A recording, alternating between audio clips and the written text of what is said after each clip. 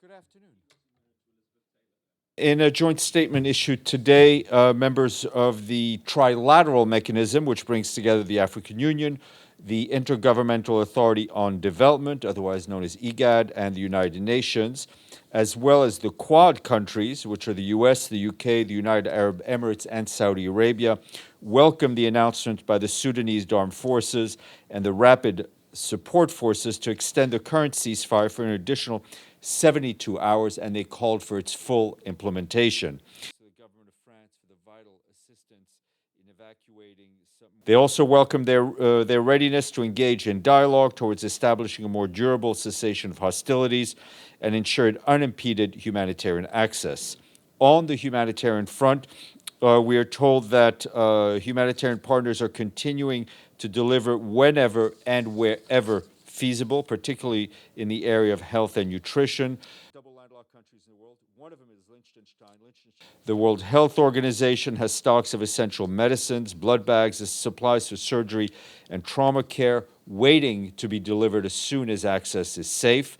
Additional cargo of medical supplies is arriving in Port Sudan. Partners continue to support the operations of 65 health facilities in 5 states throughout Sudan, and they're providing staffing support, medical consumables, supplies, and pharmaceuticals. But what is the bigger picture? What are they going to do about this situation beyond? Local organizations and networks are providing support to people facing gender-based violence.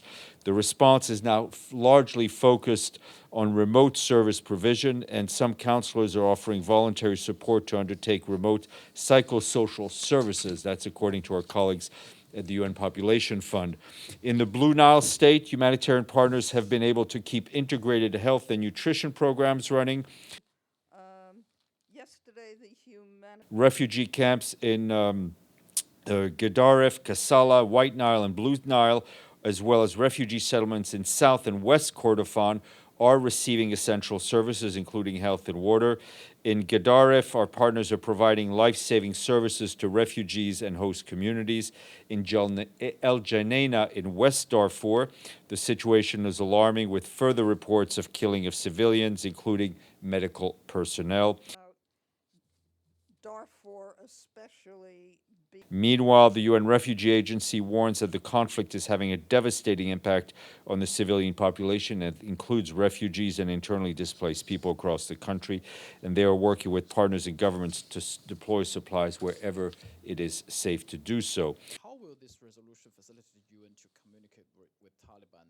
Our humanitarian colleagues are telling us that according to our partners, some 3,000 people have crossed Sudanese border into northern Central African Republic and are living in spontaneous settlements.